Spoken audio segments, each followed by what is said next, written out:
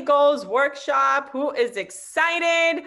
I love all things money, so I am really happy and feel really grateful to be able to put this together and team up with our financial wellness program, which you'll be hearing from directly today, and offer this to everyone. In the meantime, we're going to give till 2:07 for anybody to join. If you have any friends, make sure that they are on by 2:07. After that, we will not be letting anyone in respect of time and keeping the flow of our workshop.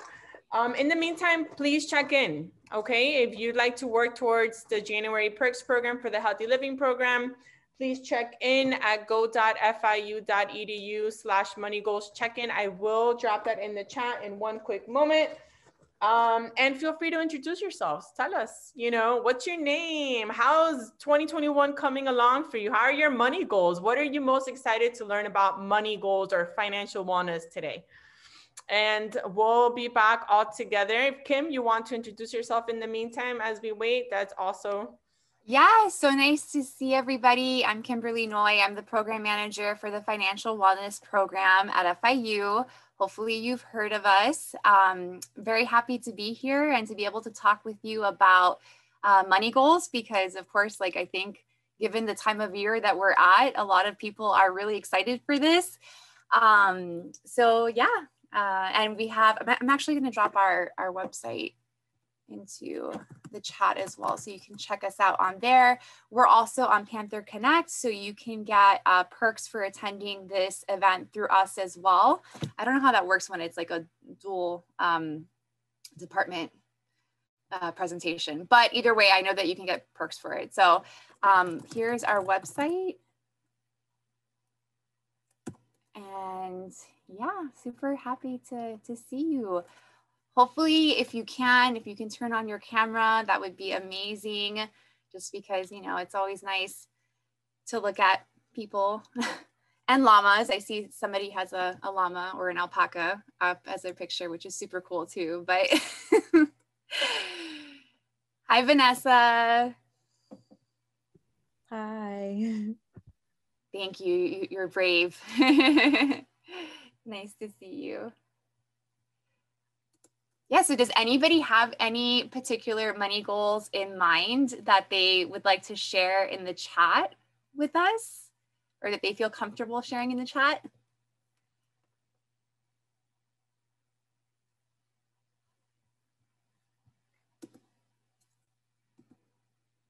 Let's see a couple more. I'll just say it since it'll be easier to say it instead of typing. Yeah, absolutely.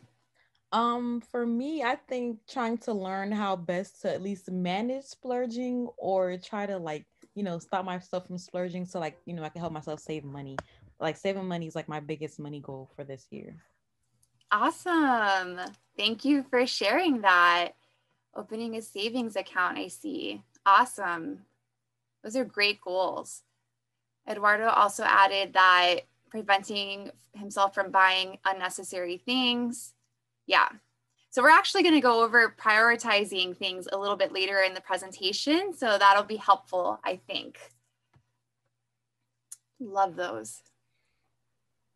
Yes. Also, in preparation of the workshop, today's activities will be not a lot, but it will consist of writing, right? So what we're doing today is we're going to go over different things, and we're trying to just provide you with the opportunity to put these things into practice during the workshop, which is where the writing and the setting goals comes in, all specific to financial wellness and all supporting what you will be learning today. That way you can get some hands-on experience and become familiar. And if you have any questions during this process, we are here to help you through that. And that way you can then start doing this on your own. So make sure you have something to write with, a couple sheets of paper, a pen, a pencil, whatever you prefer. And seems like so far we are a decent sized crowd. So feel free to engage and participate, unmute yourself and ask a question. We will allow for opportunity to engage and, just actively participate. This is, again, put together by us, but really for you, right? And so we want you to tap into this as a resource and ask what you think would be beneficial for you to know regarding money goals. And That way we learn too. Yes. Kim, did you want to add something? No? Okay. Wasn't me. Okay. I don't know if somebody else had unmuted themselves, but I think so. Yeah. And on that note, we will be muting everyone once we officially start in a minute, just to reduce background noise. But again, for engagement reasons, you are welcome once we open it up for questions and ask you what your thoughts are to share those with us verbally or written in the chat as well. Okay. In the meantime, for those that just joined, please check in. The website to check in is on your screen. It's go.fiu.edu/money goals check-in. For those that have not met me, my name is Selena. I am with the Healthy Living Program. And today's workshop has been a collaboration with the Financial Wellness Program. And Kimberly Noy will be sharing her expertise and her experience and all of that good stuff with us today and hope to improve our financial wellness, which is part of our well-being, right? So if you know HLP, we talk about the 9 dimensions of wellness, and we're all about providing you the resources to work on each of those dimensions so you can be your best you. They're all tied in together. I don't know about everybody else, but when my financial wellness is off, I tend to overly spend a lot. Then I get stressed because I can't meet my needs or pay my bills. And then that affects my emotional wellness. Sometimes it interrupts my sleep. So then it's affecting my physical wellness. So again, everything is tied in together, and we're here to help you be your best you and make sure that you have the tools and the resources, the education to strengthen each of those dimensions of wellness. So it is 2:07. Kim, are you good to officially start? Awesome. yes. So we are starting, let's see here. Let's move on just to go over what we're covering today. We will be talking a little bit about financial wellness. What is that really? Then we'll talk about financial decision making, and we'll focus on financial goal setting. During each of these sections, we'll have brief activities for you to participate in. And then again, what questions are welcomed and encouraged. And if you'd like, you can drop it in the chat and we'll be more than happy to answer those. Now, one last time, if you haven't checked in, please check in at the link below. And then that will help you be eligible, not just for the HLP Perks program, but like Kim mentioned, we are also participating in Panther Connect contests, and we upload our list of those that check in through our check-in to Panther Connect. And that is how you are shown as if you were present at our event to qualify for whichever program or whatever giveaway they're offering. So that is part of the requirement. Kim, you want to start with the quote? Yes. So ASTATs, to just kind of get us thinking about financial health. So the National Student Financial Wellness Study, which was a national study done of almost 20,000 college students, found that 70% of the students that responded are stressed about their finances. And 60% of those students identified that they were not sure if they would have enough money to pay for the remaining part of their school. So definitely students are feeling that financial stress. It is something that is pretty prevalent. And while the goal is not to completely eliminate financial stress, because we know that that would not be really feasible, right? Because stress is a part of our life. The goal is to try and help mitigate that by being proactive, by developing and utilizing your financial literacy skills, and by financial goal setting. So by being here today, you're off to a great start. And yeah, I just wanted to mention that though, it definitely does have an impact on our financial health. So let's go to the next slide, please. So what is financial wellness in reality? So this can mean different things for different people, just like the way that we look at success can mean different things for different people. But in general, we look at success as having positive outcomes in our life. So these are things that we want to accomplish, and we have a positive outcome with that. So the same thing can be applied with our financial wellness. We can look at that as having positive outcomes with our finances. You can go to the next slide. But let's tease that out a little bit more. The ultimate goal when it comes to your financial health, the way that we kind of look at it. So there's different components to it. There's 4 main areas that we like to focus on. There is the developing your financial literacy skills, which is, working on your budgeting, working on building credit, the way that you save your money, investing. That tends to be what we hear the most about, right? Is the financial literacy aspect of it. But then also looking at being more self-aware, understanding how your upbringing, understanding how your habits and how your behaviors play into the way that you make decisions about your finances. Then also looking at the way that you feel confident, hopefully, about your ability to manage your finances, because we know that confidence is so important. And lastly, looking at your personal financial goals, being able to take into account your current financial need and your future financial needs as well. So that's kind of like the whole holistic perspective on what it means to live a financially healthy life, because I don't want for you to get too caught up on the financial literacy skills and not think about it from that broader perspective. Next. And like Selena was saying earlier, it is very important to our overall well-being. So we already kind of went over some of the ways that those things are connected to our overall wellness. So there's a lot of things that you can do to try and know yourself a little bit better, to try and build your self-awareness, thinking to yourself, what value does money bring to my life? So what I would like to hear from a couple of you, how would you answer that question? You can either unmute yourself or use the chat.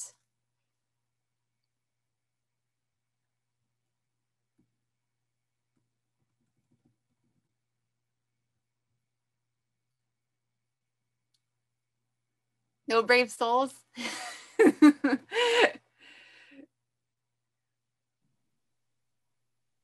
It helps me be more responsible with the amount I should spend. Okay, awesome.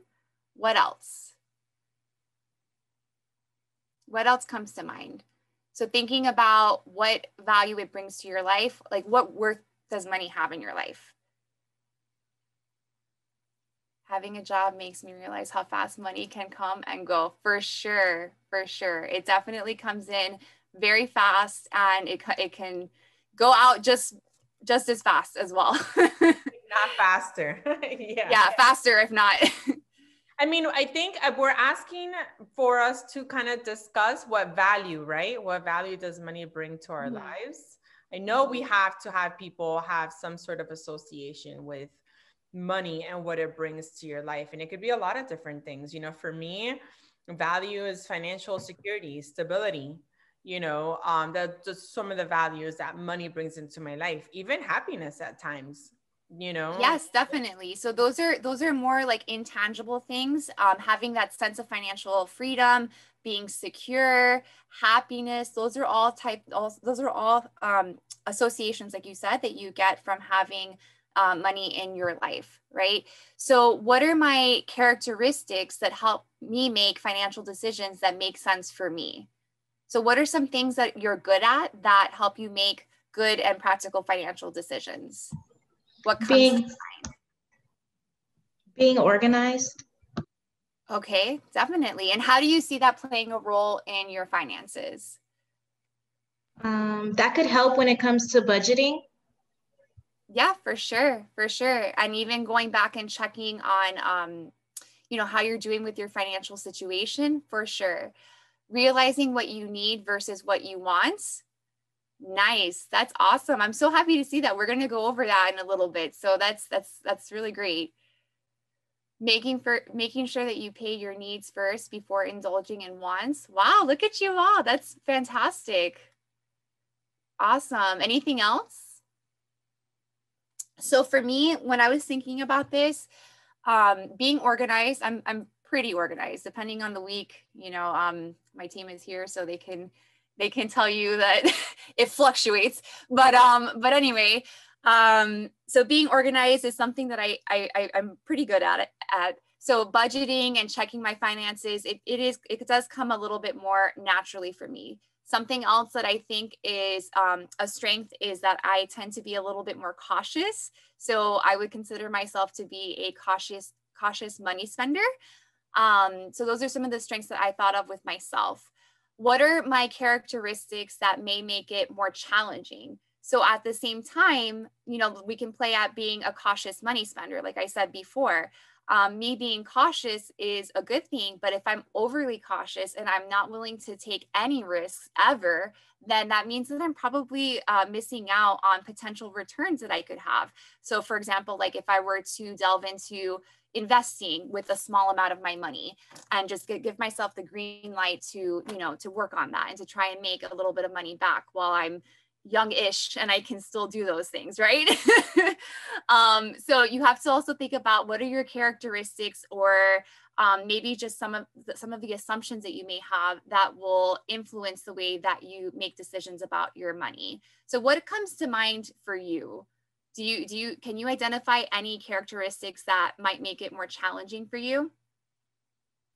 I would say when I'm like, if I'm having a bad day or I'm upset, I like to buy things for comfort, and that just kills my bank account.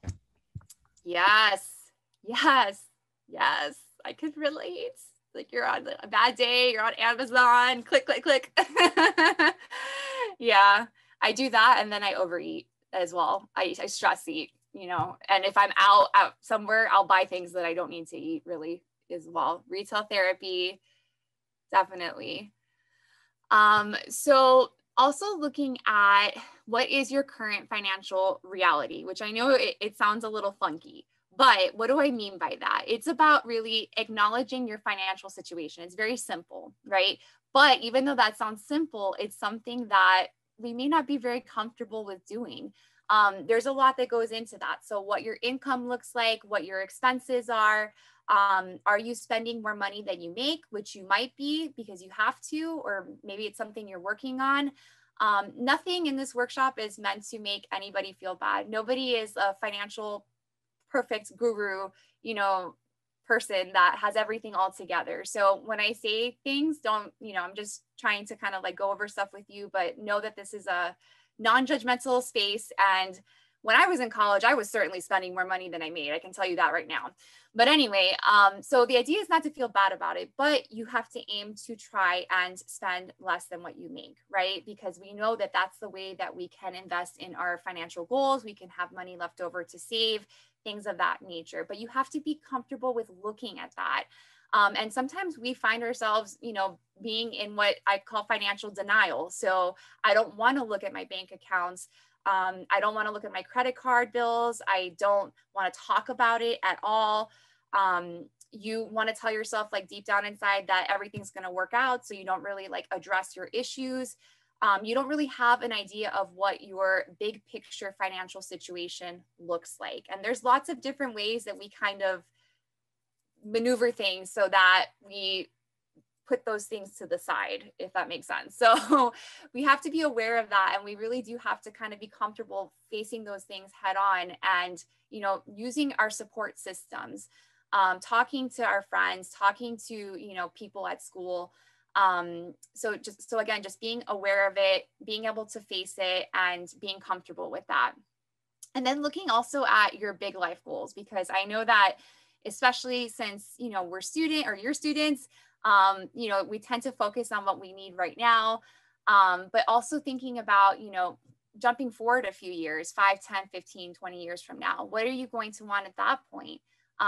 If you are like a super big family person, for example, and, you know, your parents are great, but let's say, you know, or somebody in your family that you live with, whoever it is that you live with, is great. And you know in your life that you want to be able to give back to that person. And let's say your goal is to be able to take care of them, for example.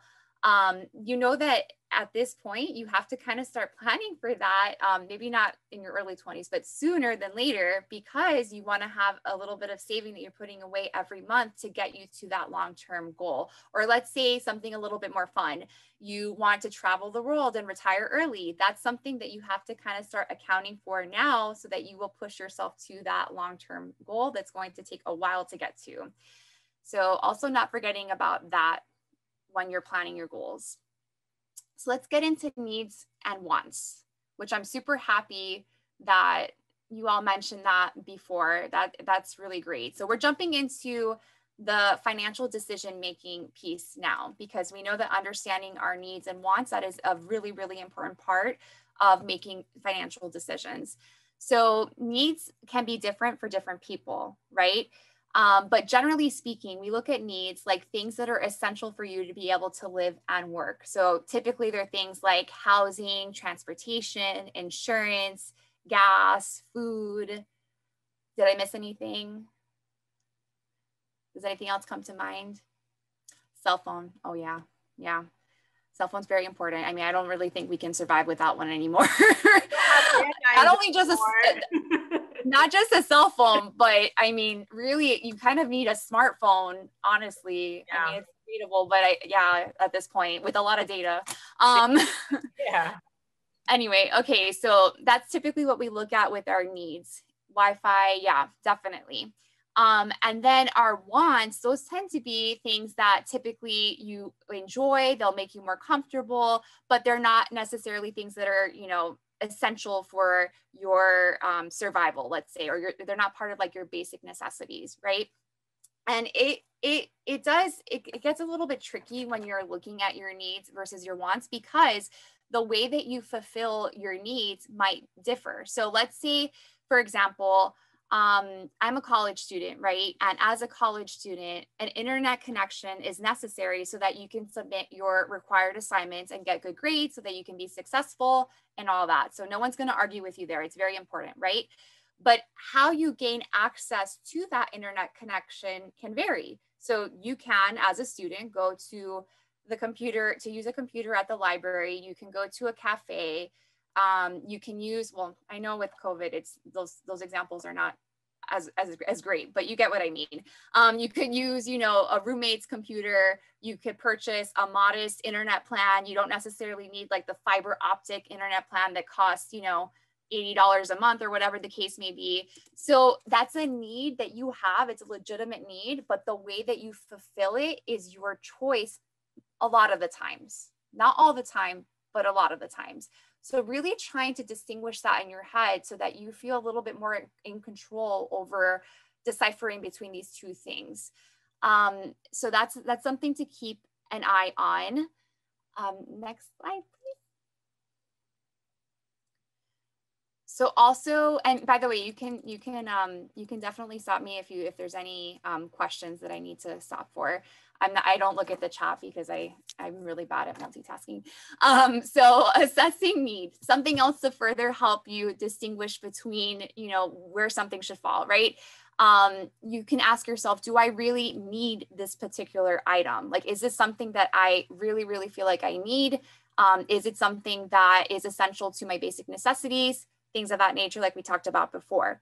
Also thinking to yourself, is it something that I need now? Because sometimes we may need something, but we can put it off. So we can maybe wait a month or two and prioritize spending our dollars somewhere else before going on to that particular purchase. Also, if it's something that you don't really need and it's more of a want, what is the priority of that want in when you group it with the other things that you want on your list? And what is motivating me to purchase this particular item? Because sometimes when we just slow it down and we think about it, the motivation that we have behind purchasing items is really coming from maybe something that is not so important to us. Like you happen to be, walking through the mall and you saw something and, you were influenced to get it because of that, those social pressures, or maybe you have like a friend that bought something and you're like, oh, I need that. I would really like it. But in reality, if you like slow it down a bit, you realize like, no, I have something really similar to that. I probably don't really need to purchase that.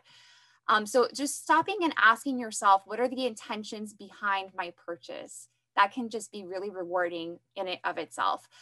This is kind of getting into like mindful spending habits, but that's another topic altogether. So, but impulse spending is real. So slowing it down, thinking about it, it can really help minimize those impulse buys. So then lastly, if we go to the next one, making sure that you're taking into account your current and future needs and wants. So I think I already mentioned this before. A lot of times we focus on like what we need right now. And of course, like we're in the middle of a pandemic. I understand that looking beyond that can be really challenging for some folks. There's a lot going on. A lot of people are under financial constraints. But having an idea, it may not be something that you can work towards right now, but having an idea of what your long-term goals look like, it's an important part of the puzzle, right? So these are some adulting goals that that we thought of. So traveling, I'm sure that you all want to travel now, right? Paying off student loans, if you happen to have any student loans, buying a home or renting an apartment, maybe early retirement, which is something I would absolutely love. But I mean, with the way retirement is going, I don't think it's possible. Growing a family, if that's something that you would want. These are just some things that come to mind. What about with you? What comes to mind in terms of like adulting goals that you have?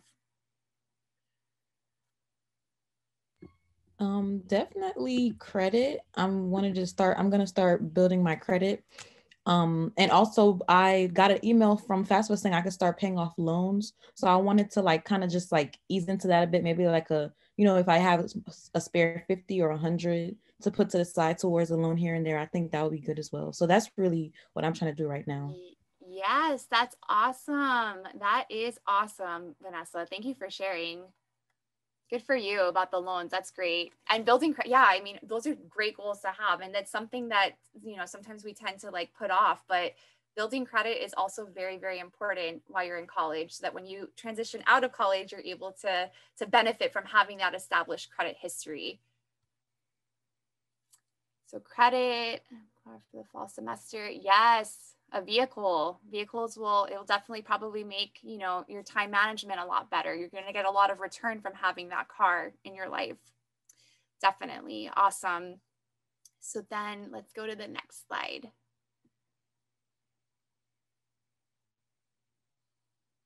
Our first activity. Yes, activity time. And just to catch up with some of the comments, Alexa, I think that's great.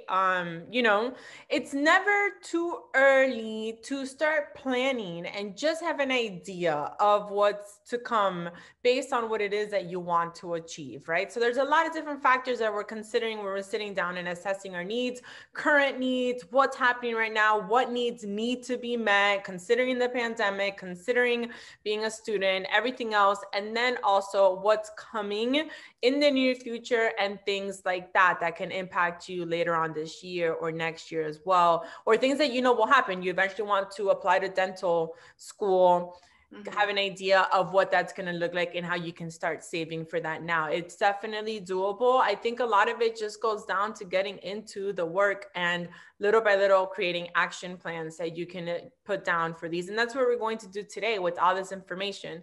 And this activity is going to take us right to that. First, let's take a moment and very simple T-chart, right? Because I am also very organized and I'm very detailed and I like things simple. I can definitely scribble and sketch and I do that too. But I feel when it comes to money, I like to be really specific and I like to be organized, clean cut, simple for me to understand. So I know exactly what I'm looking at. So on a sheet of paper, draw a T-chart, kind of how you see on your screen right now in the presentation. Needs on the left column, wants on the right column. Just write down what comes to mind. You don't need to write all of them, but maybe some of your current needs right now and what are some of your current wants. Wants could be anything like Kim said, it could be long-term that you may want, or what are some things that you want right now?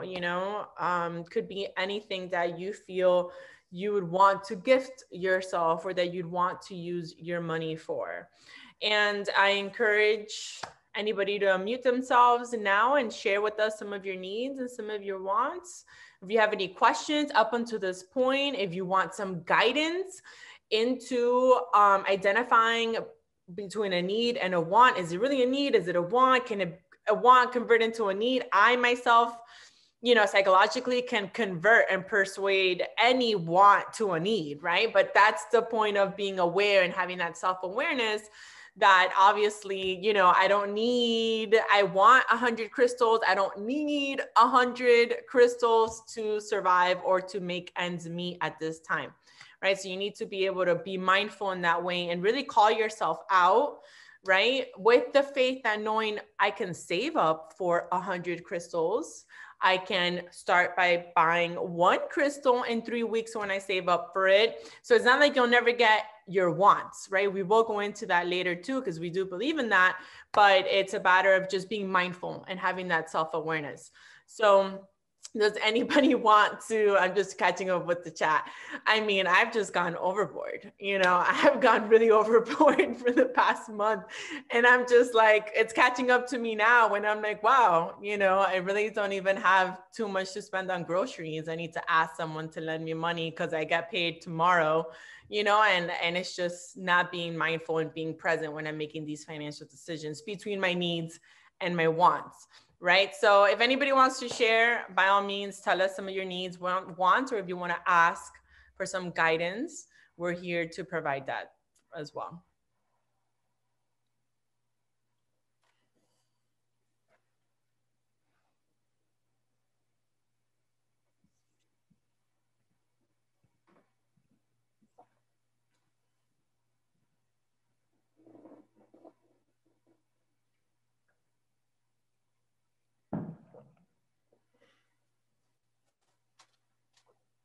Did we put some down? Who's going to share? Even if you drop it in the chat, what are some of your needs? And what are some of your wants?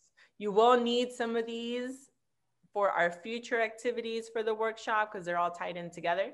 So let us hear it. Gas, food, phone bill. Okay.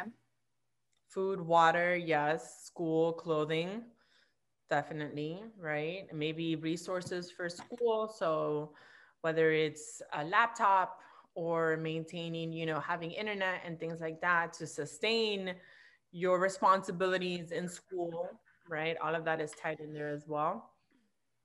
Anybody? On my list, I have food, shelter, healthcare, car, pay my bills on time so I don't get late fees, and coffee. Yes, to coffee. I'm, you know, my coffee is a need. It's a need. I know. And when I do the math, it's like $2 a day, 30 days, that's $60. I mean, I've done it before and I bought even a small coffee machine to make it at home, but I just don't ever do it. Right. So I make the coffee at home for myself because of the volume of coffee that I drink. If I were to spend it out, you know, all the time, I would be in major debt. I drink like 2 or 3 cups a day. But I do have like a little budget for having the coffee house drinks that are, to me, more enjoyable. I have a coffee machine at home and it never comes out. I even have a frother. It doesn't come out the same. It doesn't come out the same. I know I'm getting too detailed, but yes, Starbucks is so pricey. It is. And again, that is not to say that you should feel bad for buying Starbucks. You shouldn't. If it's part of your budget, it's part of like, you know, you're going to get it like once every 2 weeks type of thing, or however often it makes sense for you. It might be once a week, whatever the case may be. That's okay. But having, you know, saying like, I need coffee. Yeah, you may feel like you physically need coffee like I do to function. So you can't ignore that, but you could make coffee at home to try and offset those costs of it. Or if it's part of your budget and you can drink coffee out every single time, then that's fine. That's fine. It's all about what makes sense for you. Exactly. And what you want out of your money, right? What adds value to your life and what are you willing to spend considering your future goals, right? And Michelle brings up a good point, you know, slowly, well, she transitioned to Starbucks and to making it at home to save money. And then she treats herself. And that's something we're going to talk about too. You know, remember, I'm all about self-care, treat yourself, reward yourself, positive reinforcement. It's been studied. We preach it. You have to have some sort of reward system. So maybe we can convert what we feel is that need into saving it, right? By doing it differently and then treating ourselves, you know, once in a while to that as well. So Absolutely. These are all great. I love Celeste. I hope I'm saying your name correctly, but I love how you put eating out That's another thing that we need to eat, right? But the way that we satisfy that need, it varies. So, I also had that as one of my wants, eating out at like my favorite restaurant. It's something that I enjoy doing and I do it, but it's not something that's necessarily a need. Exactly, because we can eat. I have the same thing. I've been wanting to go to Redfish for a very long time. Oh my God. And then I was like, for my birthday, and then my birthday passed and things were so hectic, and money wise, it was just a little bit tight over the holidays. And then I just told myself, you know what? I will put a little bit of money aside from now up until maybe the first quarter of next year. And then we'll all go, right? Because for me, I have to be prepared financially to cover a bill for 4 people, right? With family and kids and stuff like that. So unless I could just leave them at home and take myself. Yeah. Who needs them anyway, right? No, I'm kidding. I do enough spending for myself. But yeah, exactly. So little things like that, wait for Miami Spice. That's awesome. Yeah, that is true. That's a good way to put it. But these are great. And I'm glad that some of us shared our wants, right? Because it's important to acknowledge your wants. It's the same thing, kind of like when you transition to like eating healthier. If you're going to deprive yourself of all these foods that you like that maybe are not so healthy, well, eventually will happen, right? Eventually you will regress, and eventually you're going to eat a whole container of a whole baking sheet of brownies or cookies. Right? Which is okay. But if you teach or train yourself or create the habit of this reward system and treating yourself to your wants or working towards saving towards your wants, it's still an accomplishment. You're more likely to stick to plan and stay. For sure. It's much more motivating as well. Yeah. Awesome. And when it comes to like long-term financial goals, that motivation is so important. So what we're talking about now, kind of like rewarding yourself, that is a huge part of it too. Yep. Awesome. If I could reward myself all the time, that's what I would do. All right. So if we're good with this activity, we're going to move on. And now we're going to go into possibly my most favorite part of this. Financial decision making and self-care, right? So practicing self-care, financial self-care. And this is something that Erica, she's actually here today. She coined this for me, like the idea of practicing financial self-care. Erica is one of the financial wellness coaches with our program. Let me say that, sorry. The idea of making it a routine to look at your finances, you can go ahead to the next slide, actually.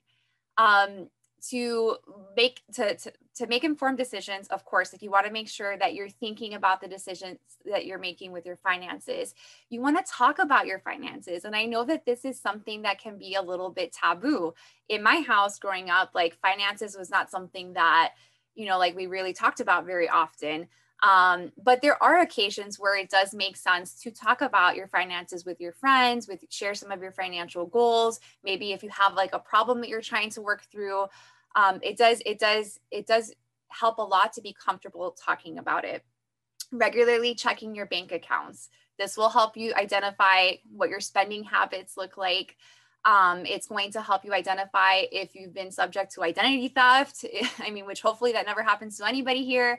But you'll be able to see if you have any fraudulent charges on there. Monitoring your spending with your credit card statements, setting those financial goals and being able to track your progress, reassessing if you need to make any sort of tweaks to the plan. And then focusing on your overall money mindset. And I know that this is like a pretty big list of things, but really the idea of financial self-care, devoting 30 minutes of your week to taking a look at your finances. Think about your finances. How am I feeling? Assess how you're feeling. Am I feeling confident that I'm managing them the way that makes sense for me? Am I on track with my goals? It doesn't have to be, anything too crazy, but you're putting that TLC into your finances the same way you would with your physical and your emotional well-being. So it's like we talked about at the beginning, it's an important part of the dimensions of wellness and of having the best version of yourself. So we have to devote that time into making that happen. So Kim, sorry, before we go on, does anybody want to share with us what you may be currently doing out of these things, or Yeah, something that you feel you can work on a little bit? I know in the chat, some of us shared, we deny or like neglect looking at our account sometimes after spending. But anything else that resonates with you that you feel is an opportunity to work on, or that you already do, and you can share with us how you feel that's helped you be successful with your finances?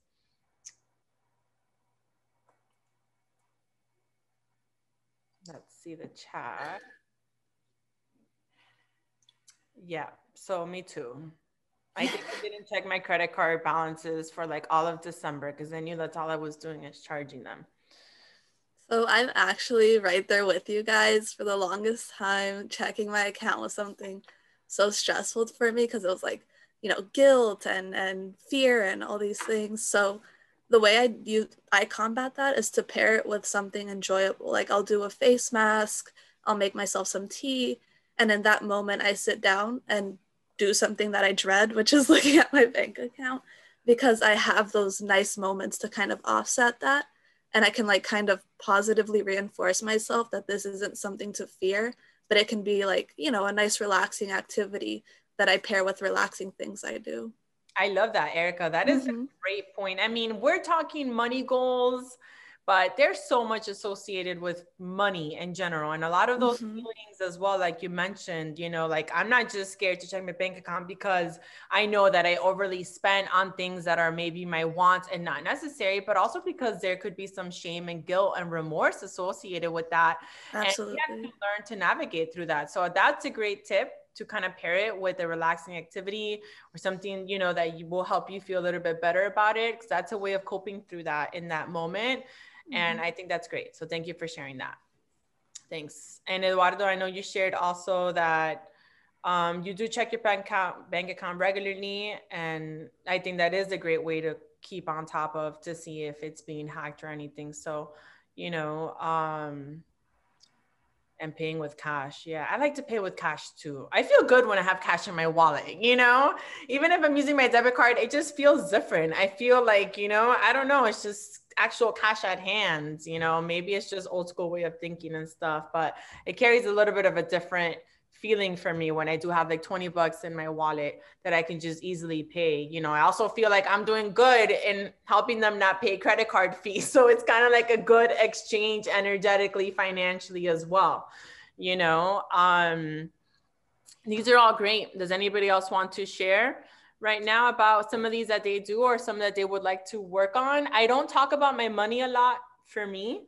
I feel like that's kind of really personal, and I felt like we never did growing up. So it just kind of became not to talk about, but I think there could be a lot of good that can come from being open, because it helps you be honest with your finances. And when we set goals, it's always good to vocalize and share those goals with others to help you be accountable to that. So it can definitely work that way. And you can choose who you want to share your information with. Like, you don't have to talk about your money with everyone, but you can talk about it with mentors, people that you feel have been successful with money, and go to them for tips and things like that. So you could be selective with that as well.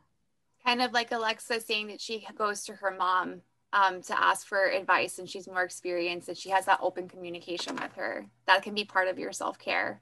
Yes. That's awesome. Very different with my mom. Yeah. Oh, it was different than with your mom? Yeah. My mom's like, you spent it on what? I'm like, when I started rebuilding my credit, which I've only done in a couple of years, so I feel those that want to do that, and it's totally doable. That's why I can tell you that. I just didn't even disclose when I started getting like lines of credit with credit cards, because it was just like, she would take me back to when I would irresponsibly manage my money, So she's not the person I talk to about finances, but I do have some few friends that I feel have been really successful in managing their finances well, that I do discuss that with, and any future goals as well. So find that person,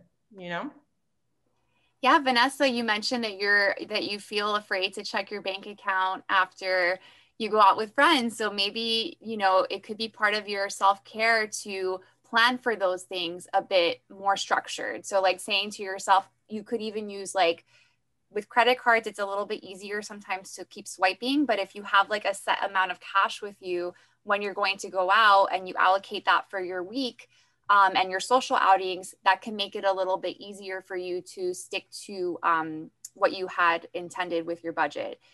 So that's something to think about. Or if you have a night out that you're like, oh, I think I spent a little bit too much, maybe having like that friend that you feel comfortable to check it with, that might be something that you can consider as well.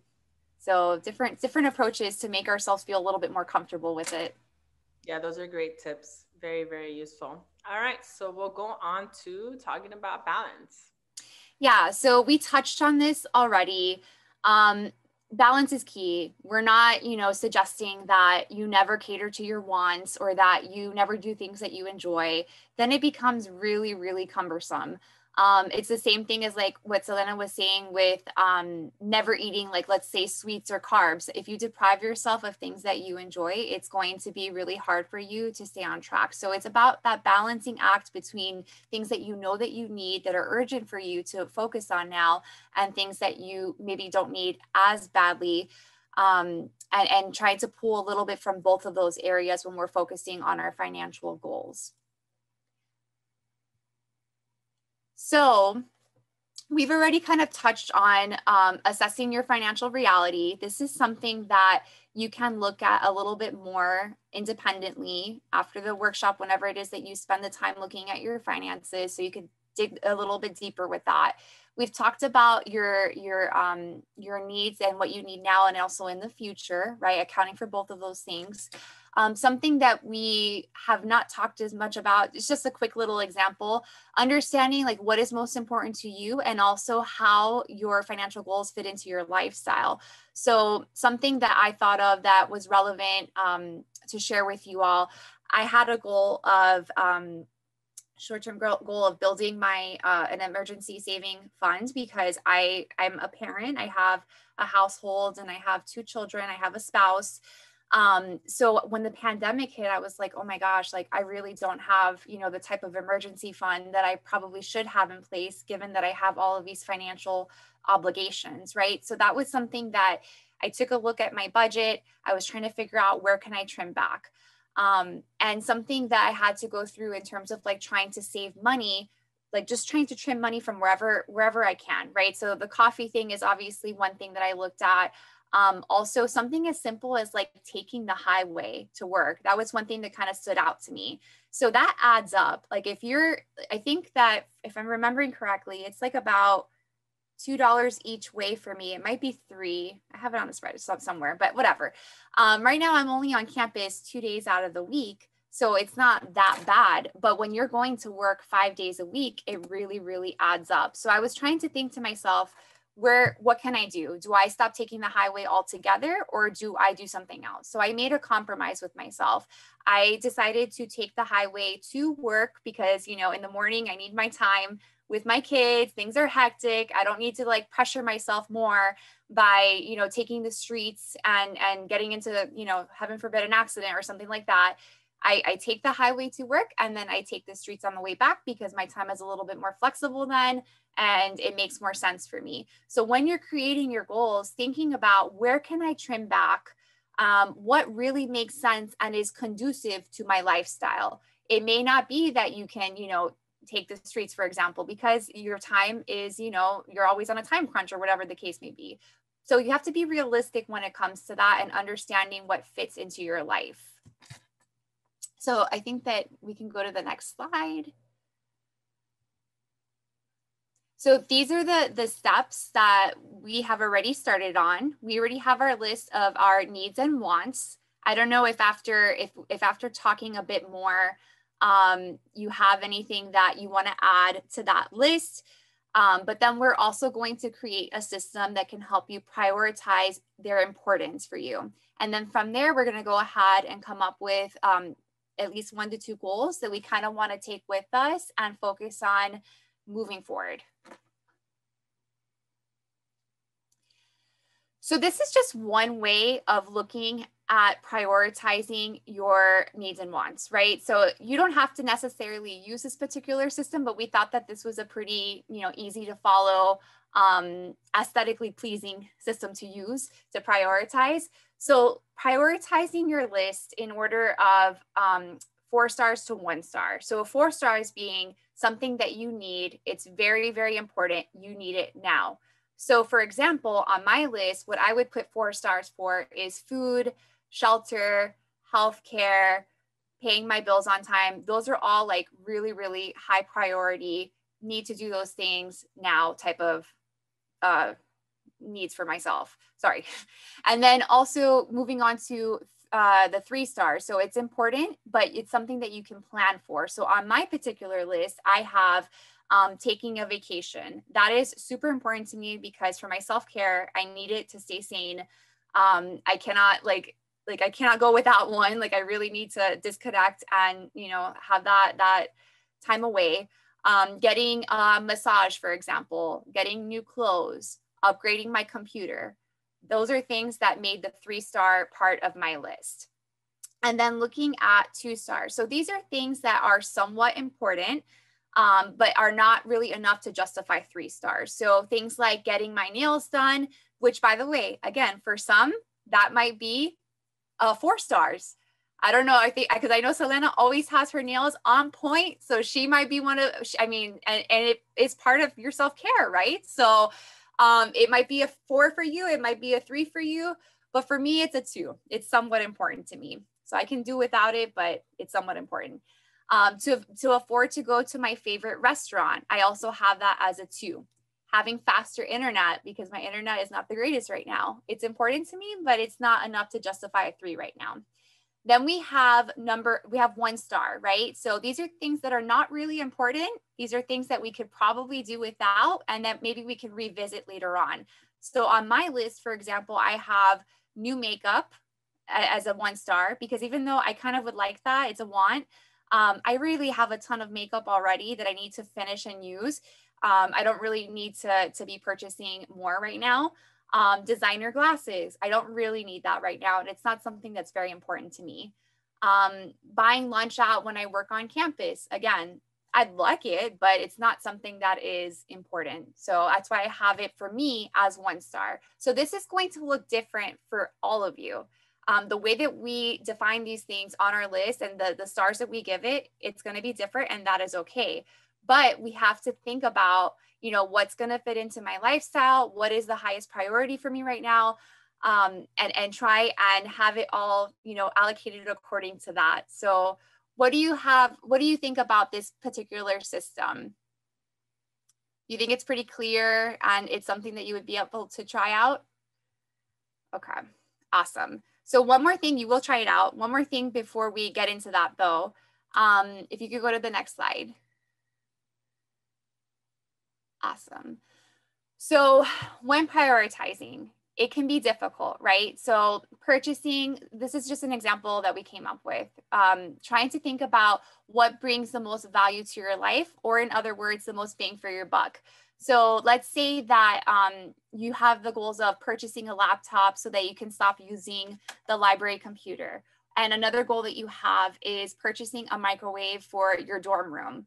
How do you decide which one of those things you want to focus on right now? Maybe one of them, you want to make it a 4, and the other one, maybe you're going to go ahead and make it a 3, but you're trying to decide between those 2 things, right?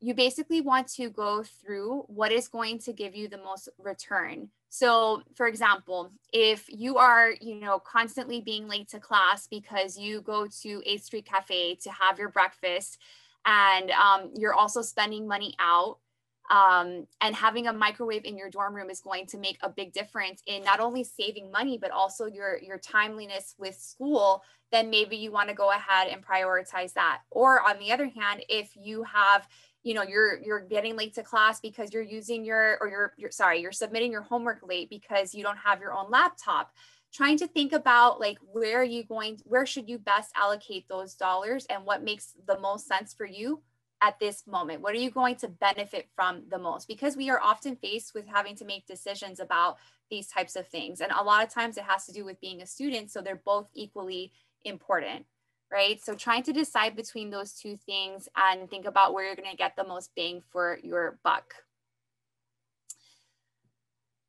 You can go to the next slide, sorry. So now we're going to jump into prioritizing that list of needs and wants that you created earlier. You can go ahead, Selena. All right. So it's pretty much just that, right? My motto last year and this year is just keeping things really simple, right? So this is, I put it in the chat. We use this matrix in our time management consultations to help with prioritizing tasks, to kind of give you an idea of where to invest your time, especially when you are learning to navigate through time management. But this is a useful tool that you can apply to organizing yourself in anything, right? So I'm really happy to see that Kim used it with finances, and I think it could be very, very helpful. Using the stars, I think, would kind of help it be more simple. So straight from the T chart that you use to list your needs and wants, go ahead and take a moment, take a breath, and just identify with the stars which ones you feel are important, that you need to work on now, or that you need these now, which are important but you can plan for, right? Which are somewhat important and which are really not important. If you'd like to ask, how to organize your needs and wants, or want guidance, or have any other questions, or want to share, please do so. And like Kim said, remember, everyone's needs and wants differ.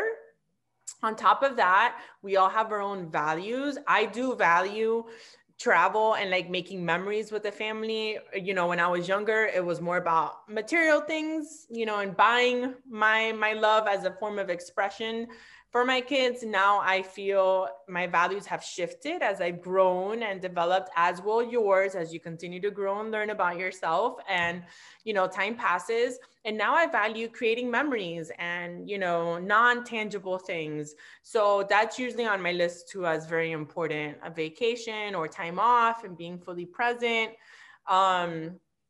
I do incorporate massages as possibly maybe somewhat important, or important that I plan for, because I have injuries and have back injuries, and it's just something that's important to me. I'm very active physically every day, so it's just a way to kind of take care of my body, but that could be different for everybody. And remember, as students, you can at least get 10-minute massages for free at our office, okay? So don't be paying for these things yet. That's the thing. Also keep in mind, what are some of the resources available to you right now as a student with the tuition you're paying every semester that you can get off your list and not spend yourself, that you could tap into these resources that can help you save money or put aside money for your bigger life goals that you want, or your wants, right? So that condoms, same thing. Condoms are expensive.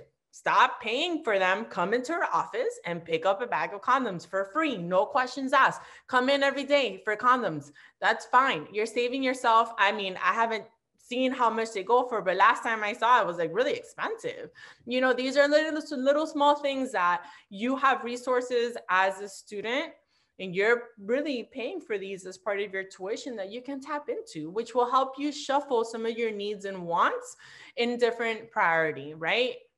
If a need with food, don't forget we have the food pantry on campus. The food pantry is fully operational, right? They have modified hours. If you want more information on that, feel free to DM us or DM me, and I can try to connect you with the resource. Again, that's a resource on campus that can help you with the current need, and that can take some of that pressure off. Scholarships. Scholarships, exactly. Scholarships, yeah. Scholarships, yeah. So true. Scholarships are a big one as well. Yeah, the tuition relief, a little bit more money in your pocket to use on expenses.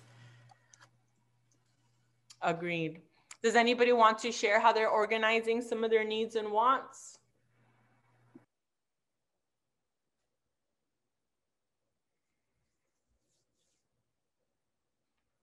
And there is no right or wrong way. Again, everything is different for everybody. But if you are a little bit unsure, have some questions, this is a good time to ask. We have an expert. We have a couple experts with the financial coaches online as well that can just help you out. And it's all about getting that guidance and building that confidence in your financial planning and financial goal setting that can help you be successful and can help you feel better. Because I really don't feel great when I'm stressed financially. Money is possibly like one of my top stressors. And when that is off, you're not getting the best version of me, right? So my schoolwork is not, my job is not, my kids are not getting the best version of me because I'm constantly obsessing about how to make ends meet financially, right? So that can definitely impact you in so many different ways. So please use this time to feel a little bit better about your financial wellness and all of that. I have a question. Yeah. So what about giving gifts to, like, let's say, because, like, I have a lot of friends, everybody has a birthday, and so I get very, like, I don't know, it makes me very anxious because I want to give all my friends gifts. I love my friends, but at the same time it's like I don't want to hurt my pockets, so it gets kind of like iffy. I'm sure Kim will add too, but the first thing that I thought of is, and I've had to do this a couple Christmases as well for like family members, is I make things. I bake, something, even make them a meal, spaghetti, something, just, I kind of just do it myself. And that way I usually turn to food because I feel like everyone loves food.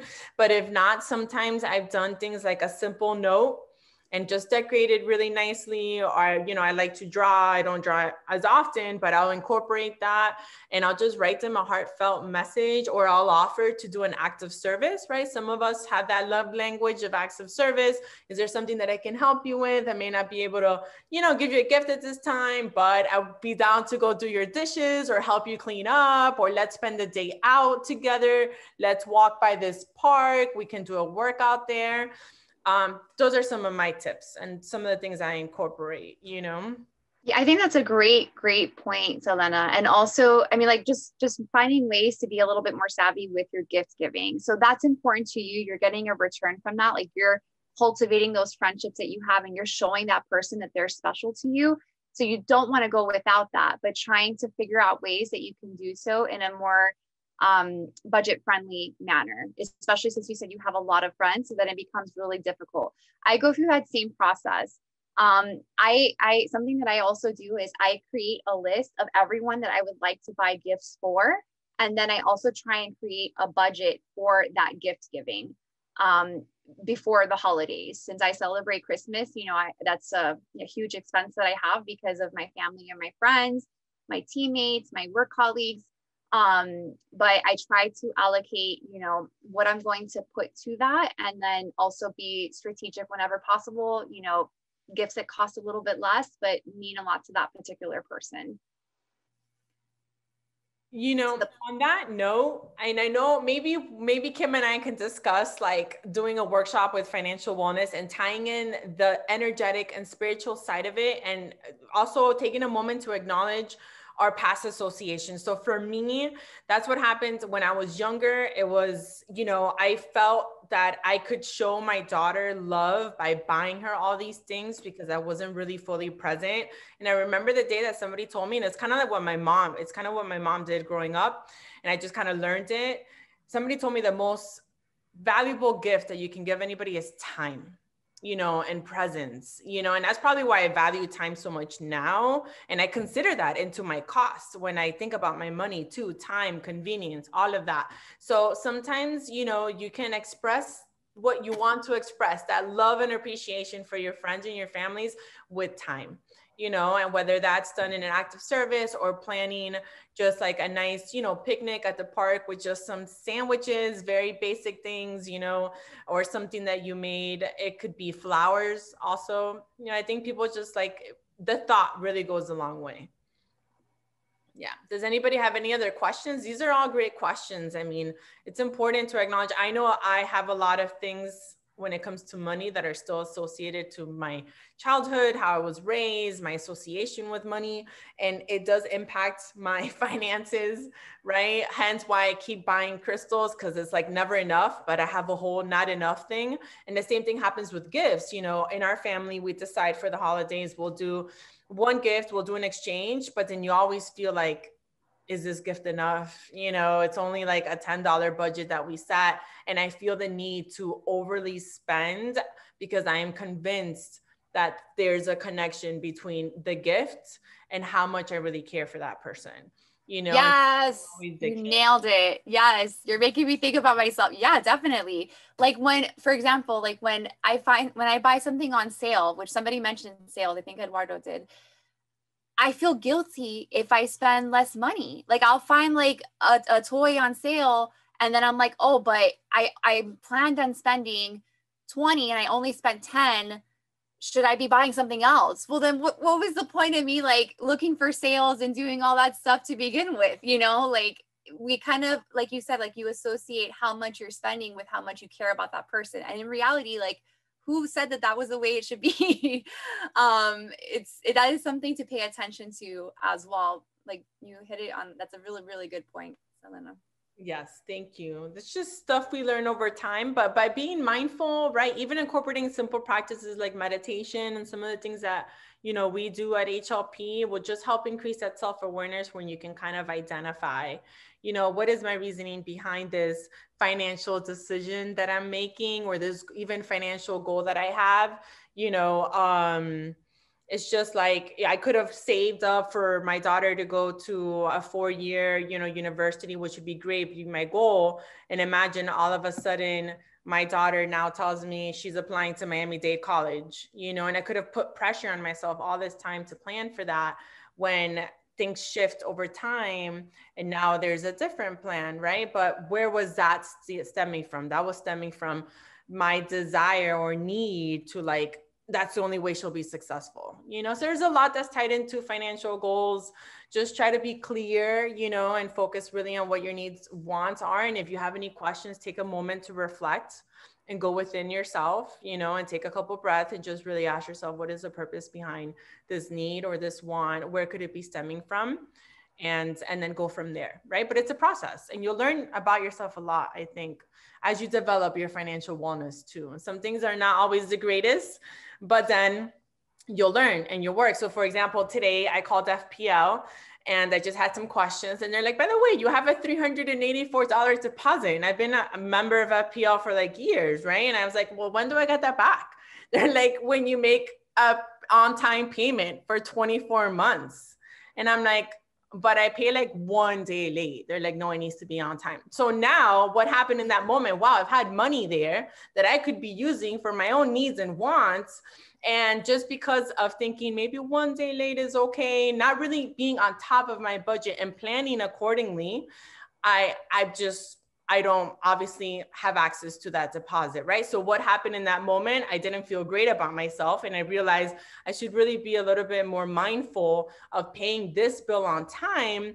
And then I realized that I'm going to turn that into a goal. So now moving forward, as of February, my goal is to pay my FPL bill either on the day that it's due or before. And oftentimes I've had the money, I just don't make it. I forget, I'm not organized, right? But what's that costing me?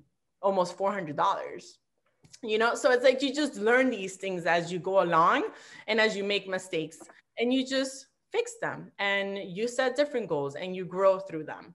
Okay. I know it's also very easily, there's a fine line where we can get very easily discouraged when we're looking at our finances. And I definitely don't want anybody to feel that way too, especially when we're sitting down and doing these type of exercises. So keep the faith, right? You can always work on your financial wellness. You can continue to build your credit. You can continue to gain financial security and stability. And that's what we're here for, right? At least while your time at FIU as a student is to help you reach that and support you during those goals. So tap into these resources.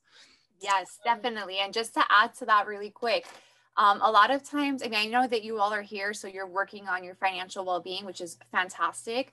But a lot of times we tend to think that like working on our finances is not something that we need to prioritize right now because our financial situation is not what we want it to be. But in reality, just by doing these things, by identifying your needs and your wants, your income may not be where you want it to be, but the same type of practices and routines that you're building now are going to be the same practices and routines that you use when your income is the way that you want it to be. So I think now is actually the perfect time for you to focus on these things, even if you have limited income, even if you can only save $10 a month, it's something. And this is a routine that you're establishing. And eventually it's going to get to a point where it becomes second nature for you to pay your bills on time, to, if you can, obviously, not everybody can always do that. for you to save money, for you to look at your expenses. Like these things are going to become second nature to you, and it's going to be a lot easier for you. You're not going to have to put as much thought into it. Yep, that's right. So all good points. If nobody else wants to share, I mean, you can still do so by dropping it in the chat. We'll move on to some tips for goal setting that Kim will go over with you. Yes. So now that you have your needs and wants prioritized, we're going to look at actually creating goals from those needs and those wants. So something that we always like to emphasize, SMART goals. So the reason why this works so well is because it helps you stay on track, and it gives you that motivation to accomplish your goals. So being specific when it comes to your goals, making sure that it's something measurable that you can keep track of, giving yourself a deadline for your goals, making sure that it's attainable. Is it realistic for me to be working on this? And is it relevant to what I need in my life right now? This is going to give you like a whole picture of your goal and make it as specific as possible. Then also doing things to keep yourself motivated. So like writing down your goals. You could even put like, I'm not a super creative person, but I love visuals. So writing, you know, in something, maybe lipstick or something else on your mirror, a goal that you have that's really important to you, and you want that goal to be what you see every morning, first thing when you wake up. Having, you know, a list that you have somewhere where it's easy for you to see. Part of talking about it with friends. That's another part of putting it out into existence, so that you're, you know, like you're verbalizing what you want to accomplish. Having a vision board, things like that. These are all things that are going to help us be more accountable to the goals that we're setting for ourselves. And then, of course, especially when it comes to our future needs and wants, these are things that are going to take sometimes a long time for us to get to. So reassessing your plan, seeing how you're doing, making revisions if you need to. Maybe you said to yourself, I want to save this much money, but that's not working out for you. Maybe you need to tweak it a little bit. If you just kind of like create your goal and you just hope for the best and you don't check in with yourself, there's no way of knowing if you're on track with your progress. So let's get into some examples of money goals. So these are 3 examples that are fairly specific, that so just to give you an idea of what it looks like when you're trying to create SMART goals. So let's say, you know, you could say, I want to create a monthly budget, but to make it a little bit more specific, to make it time bound, to give it a little bit more structure, you could say, I want to create a monthly budget. So you're saying it's for the month, for the upcoming month, and I want to do that on the 25th of each month. So that's a very specific goal related to your budget. You want to save, let's say you want to build an emergency fund. Let's say you want to get to like $520. That's by saving an extra $20 each paycheck, and we get paid 26 times in a year if you are paid biweekly. So you'll know very clearly if you're on track to your goal because it's very specific, rather than saying like, I want to save money for an emergency fund. That's a really great goal to have, but you need to be more specific than that to see if you're on track. If not, how are you going to know? Then also saying, like, let's say you want to bring down your credit card debt. So I want my total credit card utilization to be 20% by August. That's like roughly 6 months from now. So out of my credit limit, I want to only be using 20% of that. So that's another example.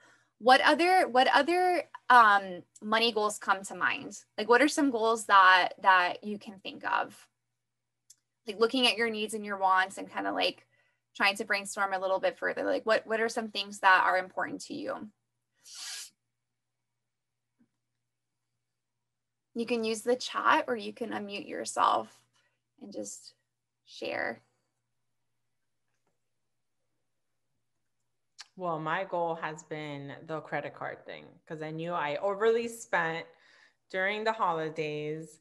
And so now I've kind of set a goal to bring them, even if I do it credit card by credit card, bring it down to at least 30%, which I know is usually like a good standing credit wise, right? So that goal is tied into my credit score kind of going back up, because obviously it took a hard hit over the holidays. Once my credit card usage went up, it's all tied in together. And so that's one of my goals that I could share about How about everybody else? Because that's what we're going to do now, is set some goals. One of my goals is to save for, I already mentioned this earlier, but to save for a vacation. Travel is really, really, really important to me too. I want to expose my kids to different locations, different cultures, different people. So getting them to different parts of the world, it's really, really important to me. So I've started to, part of my savings is allocated specifically for vacations, because I noticed that when it came to planning for vacations, I was feeling really guilty, and I was having like all these negative feelings about it. So I thought that a way to try and work past that is to proactively have a savings just for my vacation funds that I'm slowly but surely building up. So then by the time I go to take the vacation, I already kind of like have prepaid it. And I feel a little bit more, a lot better about that experience when it's positive. Yeah, of course. So, Definitely makes yeah. Yeah, definitely. Let's see. That's something I'm working towards. I love to travel too. I feel like I have not done enough traveling because of everything yet. I think these are all great. A lot of them are related to, yeah, taking a trip or traveling. Mm-hmm. Yeah, I think people tend to place a lot of value on experiences, and traveling is a big part of that. You get a lot of return out of that, for at least most folks tend to. Yeah, definitely. I agree. Well, I love to travel. So I think it's part of like being a Sagittarius. I just love to travel. And that's been one of the hardest things to cope through lately, Yeah. right? But the cool thing is, like you mentioned, you can still plan for that.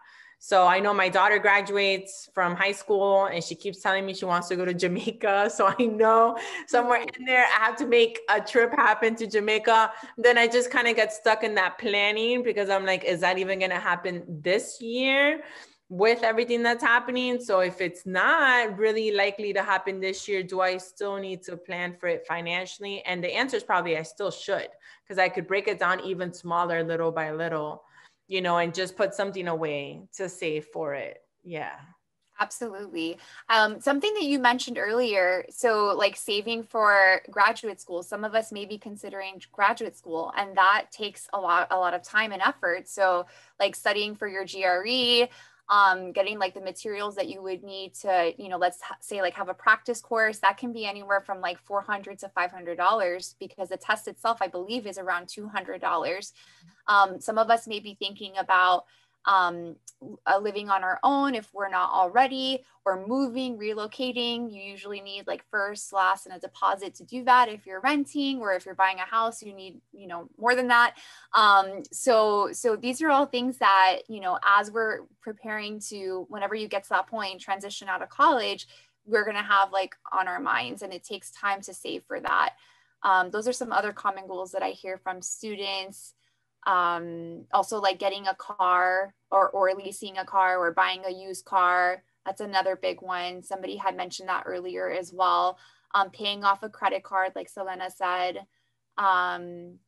Saving for a new laptop. I always feel like, myself included, I need a new laptop. We always need forever, never having like yeah. Yes. I'm just like, I wouldn't even say it, but I feel the same way. I mean, maybe it's because we use it so much now with the reality that we're in, right? Because before I would just use my laptop for school, which still was often, but not as often as using it for work, right? Yes. And that also is something to consider too, like that. And it kind of works double, right? I have a car, and it's a lease, but I haven't really ranked up too many miles on it because I'm not going into the office as much. But on my laptop, there's more wear and tear. So it kind of, balances itself out in some way, but still like that demand or pressure is still there, to want to save or set a goal for it. Definitely. Yeah, I agree. So on that note, I mean, we've kind of already started talking about it, but take a moment, just write down 1 to 2 goals using the tips. We love SMART goals. Every time you come to an HLP workshop, we talk about SMART goals, right? Specific, measurable, achievable or attainable, relevant or realistic, and time bound. Does anybody want to share one of their goals with us? You can unmute yourself and let us know. It could be for a need or a want.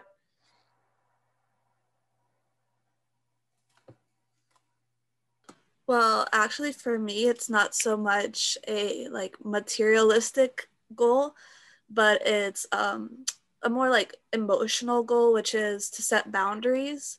I Boy. feel like currently I'm one of the only friends in my friend group that has like a stable career. And because of that, they'll sometimes come to me and be like, oh, can you get me this or buy me that? And I find myself like, yeah, sure. And now I'm kind of having to set boundaries with those, situations and, not eat out as much and whatnot. I love that. That brings up such a good point. There's so many different elements to like financial wellness like that, even, and sustaining boundaries or establishing them and then maintaining them, which are very tied to emotions, and being able to Absolutely. navigate through It that. kind of goes back to like the gift thing. And, like sometimes we feel like we need to overspend on a gift for a friend, but really if the friend is worth it, they would just want your time, So it really comes back to like understanding like the psyche when it comes to money. Mm-hmm. Erica, what do you think is a way that you could make that goal a little bit more specific? So your goal is to establish boundaries when it comes to your finances, especially in particular with your friends. Is there anything that you can try and brainstorm to make it a little bit more specific than that? Well, like if we eat out, I'll have to like cover sometimes for certain friends of mine. So I guess it probably a more specific thing would be like, sorry, I can't cover you today, or, cutting back on eating out with them. Well, so yeah, like, so then basically saying like, I want to establish more boundaries with my friends. And a way of doing that would be to not cover them when we go out to eat type of thing. Because that's something that you've noticed, kind of sticks out in your mind that you have a tendency to do. Okay, awesome. That is a really great point. Thank you for sharing that. And Alexa agreed too, and I was responding in the chat, but I guess I'll just respond verbally. I mean, it's a fine line, right? That's what happens a lot with boundaries too. It's just you've learned, I've reached the very gray area, and now I kind of need to establish where the line comes and what is that line. But before that, take a moment to self-reflect. Like, we want to help family. I'm sure we all like to help family. I feel sometimes an obligation or a duty to be there and help my mom with everything because that's how she's been growing up. But if I'm not meeting my needs, then there's a problem, right? At least for me, there is, because my needs have to be met. The same thing when it comes to like giving of ourselves and practicing self-care. You can't pour from an empty cup. We don't want to go in the red or push back or not meet a financial goal, right? Because we are helping others when we feel we can't. So really just kind of take a moment to reflect. Is there a deeper reason as to why you want to provide or give?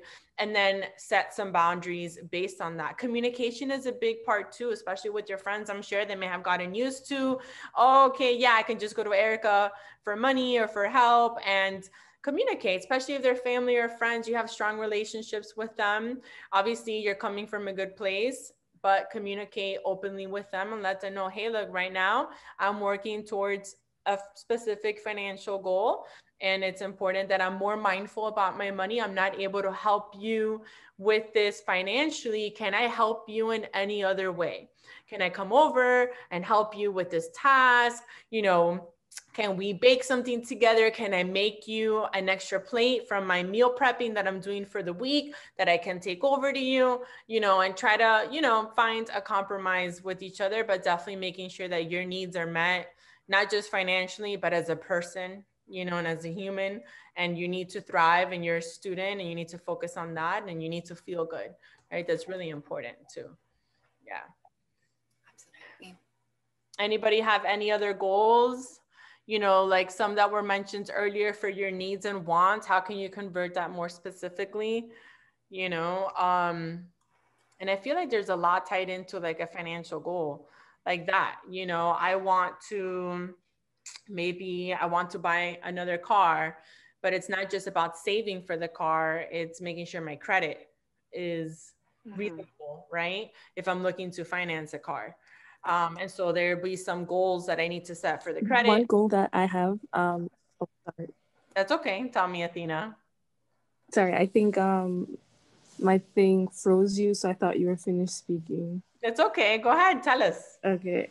So one goal that I have in order to like save money is I try to limit the amount of times that I buy food, like dine out, because it can be like so tempting to like get into the habit of like buying fast food when you're on the road because it's just tasty, you know, and whatever. But like over the holidays, I cooked with my family. And so that was really nice to eat like homemade foods every day. And so that kind of like encouraged me to not dine out that often. And so I am trying to like cook, which is a lot healthier and better versus dining out. Yes. So That that's is one goal. awesome. And that allows for you to channel your creativity as well, because cooking is part of being creative. Like, you're making a meal for yourself, you're using different flavors and different ingredients. So that's super cool. I love how you created that positive association with it, and you are potentially unlocking something that you're interested in that you can continue to build upon. That's great. That is great. You know, and in there is tied in the experience that you shared with your family over the holidays. You know, so when you're putting in the effort to prepare these meals for yourself, you're also tapping back into those feel good moments and experiences that you had with your family, which is great. So definitely hang on to those. And on that note, because I know we're running on time, take a minute or two. I want you to just draw on that same sheet of paper you've been using, just draw something that resembles the outcome of achieving these financial goals, right? So whether it was getting a car by the fall semester, right? Or whether it's saving up for a trip, what is the outcome of achieving that goal? Is it making memories, having fun, being with family, you know, feeling loved, being able to care for others, share time with others? What does that look like? Just draw it, right? Just take a moment to draw something that resembles what you will feel in the moment that you achieve these financial goals that you just set. And if anybody wants to share their drawing, by all means, share it with us. For me, money is associated with freedom. I mean, however I can draw that, I will draw it. I have freedom, and just freedom from just pressure, from demands, from my own expectations, you know, and my own belief system about myself and being capable. It also resembles being a provider, right? Because I have that responsibility to be a provider. So I feel like I'm able to express, you know, security and extend that financial security and freedom to my kids, you know, which I think is like really important. But feel free to share your drawing. In the meantime that you draw this, I want you to just put something together that comes from the heart, right? Because anytime that we're working towards goals or behavior change, it's important to tap into your why and associate some feelings with what the outcome is. So that way, when you're tempted to overly spend again or dine out, when you're really just saving that for a special occasion, you're reminded of like, this is what I'm working towards. This is what I want to feel. This is what I want to experience. Short-term sacrifices for long-term gains. But what gets you there? What gets you through the discipline is motivation. It's your why, right? What is it going to feel like when you achieve these goals? And as you all finish that, we're going to take a moment to say thank you. In the meantime that Kim wraps up and also, you know, shares a few words, feel free to start completing the evaluation. That way you can get credit for attending our workshop, and also just share feedback. We like your feedback. We want to know how you like this, especially with financial wellness. We have a lot more in store for the rest of the semester to help you build that, but we'd love to hear how you felt and what you enjoyed about this workshop.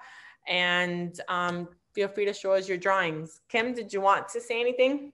Yeah. I'm not going to show my drawing, but my drawing, because it's horrible, but my drawings are my family, all of us together. And because I'm a provider as well, or part of a household where I need to provide, my husband also provides. And I drew a heart on myself because my heart is full. So, and that's not to say that I have all the money in the world that I need. No, it's to say that I am healthy, that I'm enjoying life. I'm able to vacation when I want to vacation, which is not going to be every other week because that's not realistic. But I'm able to put some money into things that are very meaningful to me and to my family, and do so with peace of mind. That's really what I care about, is being able to enjoy life while meeting our basic needs, and also getting those experiences in that are going to stick with me and make my heart full. So a little sappy, but that's what I had drawn out. What it's about, yeah. My stick figures. So yeah, and yeah, any feedback or any last comments on things? I thank you all for being here. I mean, I know it was a little bit of a lengthier workshop, but it was really cool to get to talk to you all about your experiences and your goals.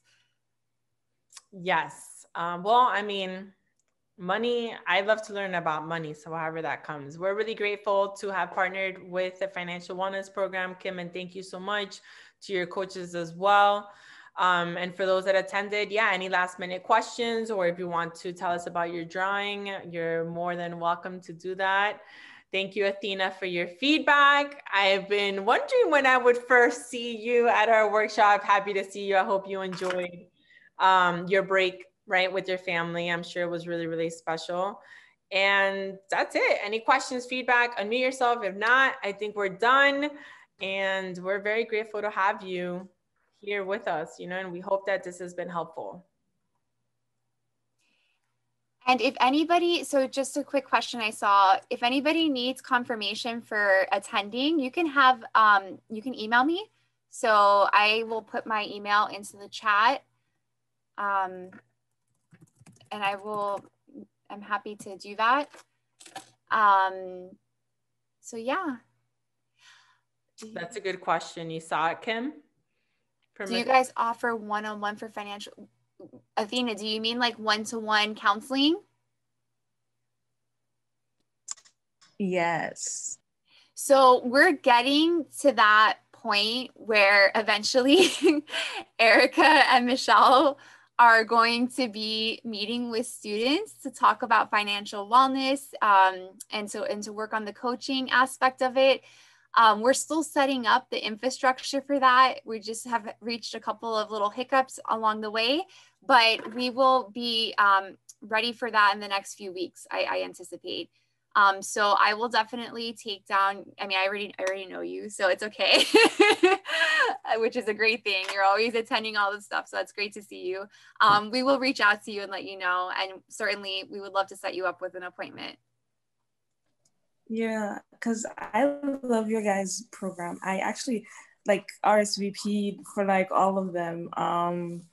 So I'm just really excited that you guys started to have more workshops this semester. So I can't wait. Yes, because April is Financial Literacy Month. I wanted to we're working on creating kind of a document, a flyer like what you're seeing here with HLP, which has all of our spring events on it. I'm going to see if I can put that up on the website once it's finalized. And for sure, if Selena will help me with it, I can also send it out to you, to all the students that attended today, just to make it easier to see what we have going on this spring semester. But April is Financial Literacy Month, so we're going to have lots of stuff going on. So we're really excited. It's going to be great. Yeah, we're going to do a coping with financial stress in March. In March. We're going to work together with HLP to do that in March too. So that's going to be, we're super, super excited. Thank you.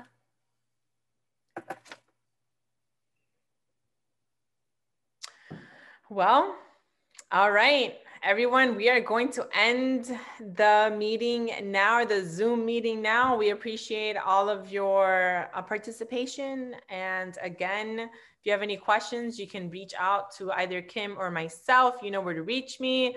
DM us on Instagram if you need. And that's it. We'll see everybody next time. Thank you, Kim. Thank you, Michelle and Erica. Take care. Bye.